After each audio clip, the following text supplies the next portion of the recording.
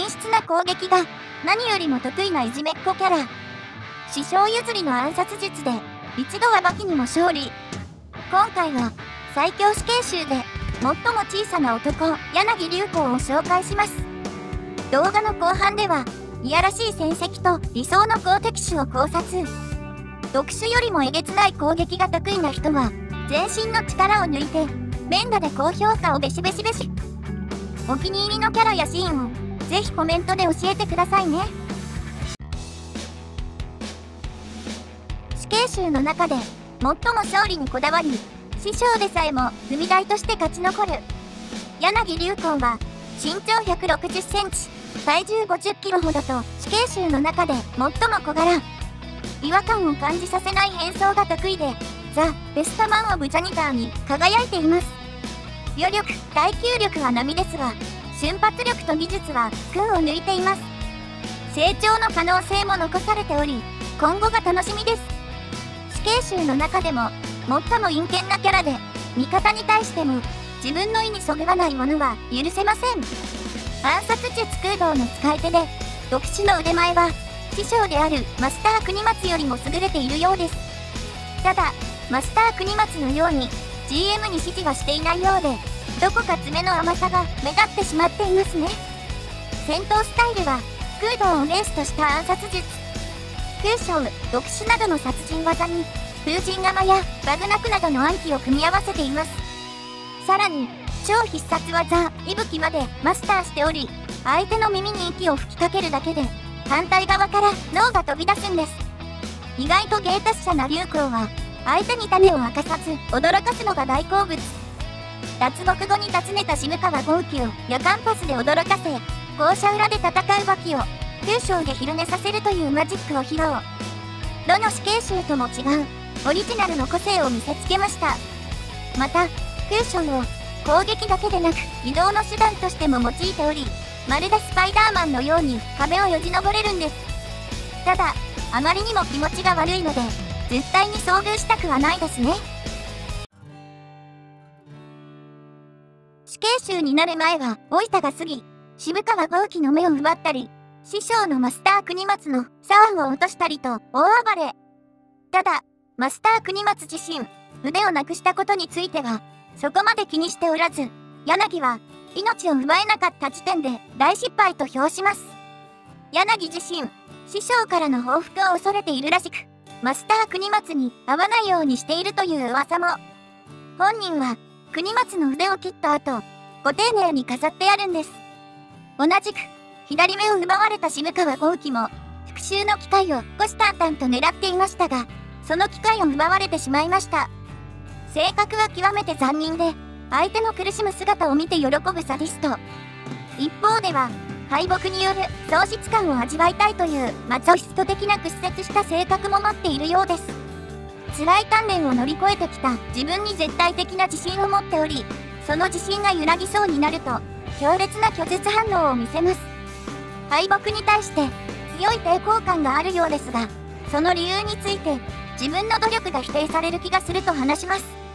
とにかく屈折した自我を持つ流子は、脱童貞で急激にパワーアップしたバキをどうしても許すことができなかったらしく、そのイライラをノイルにぶつけてしまいました。さらに柳流子は戦闘中に性的興奮してしまうこともあるようです。股間を膨らませながら強力な一撃を行う柳。こいつには何が何でも負けたくないって思ってしまいますね。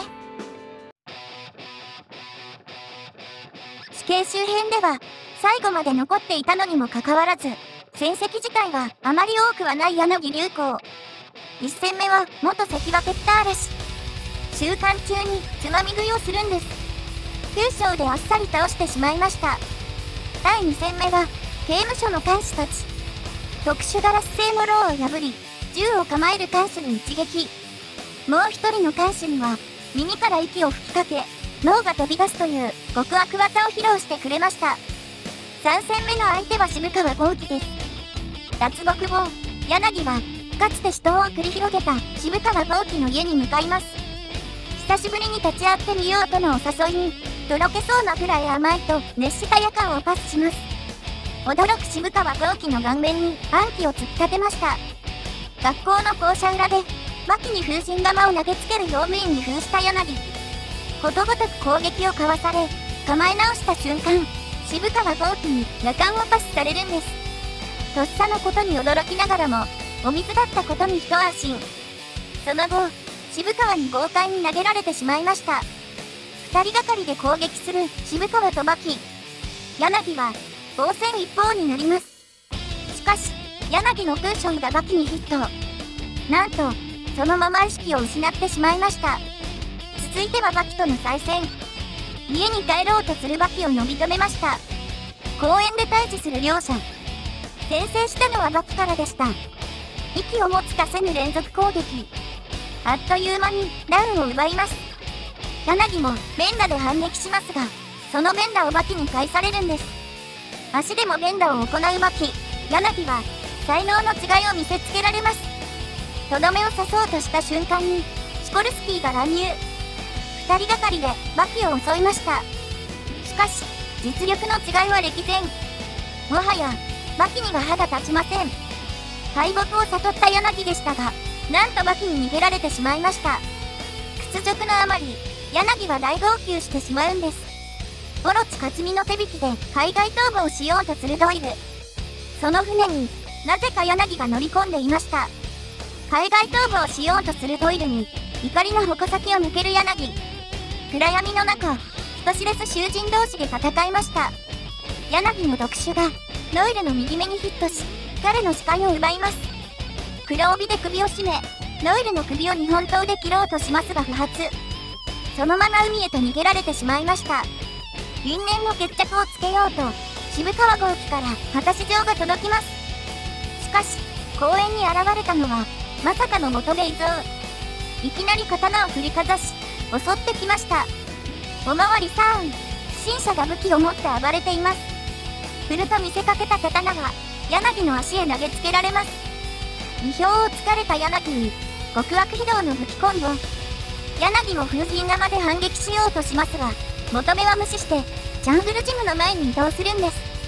武器を使用して戦う柳を、求めは痛烈に批判します。一体、どの口が言うんでしょうか。落とした風神釜で、柳の右手首を刈り取りました。降伏を迫る求めでしたが、裕次郎に邪魔をされます。柳に負けを認めるよう伝える裕次郎ですが、柳は認めようとはしません。裕次郎の強烈な裏剣が、柳の顎を吹き飛ばしました。敗戦後、再び収監される柳でしたが、すでに敗人同様。一点を見つめて全く動かないんです。普通病棟へ移すために看守が寄った瞬間、シーツを放り投げる柳。シーツが舞い降りた後、柳の姿はなく、血みどろの看守たちが横たわっていました。再び脱獄した柳が次に狙う相手は誰なんでしょうか。やはり渋川豪輝と決着をつけてほしいと思います。因縁の対決も求めに邪魔をされ、裕次郎にとどめを刺される。結局果たし状を出した渋川おじいちゃんは空回りだったんです。再度脱獄した今こそわだかまりをなくす時ですね。おそらく今度こそ最終戦、命を奪い合うような死闘となるでしょう。現時点では渋川優位となるでしょうが、柳も強くなって戻ってくるはずです。もはや決戦秒読み状態。どこかで柳が隙を伺っているのでしょうね。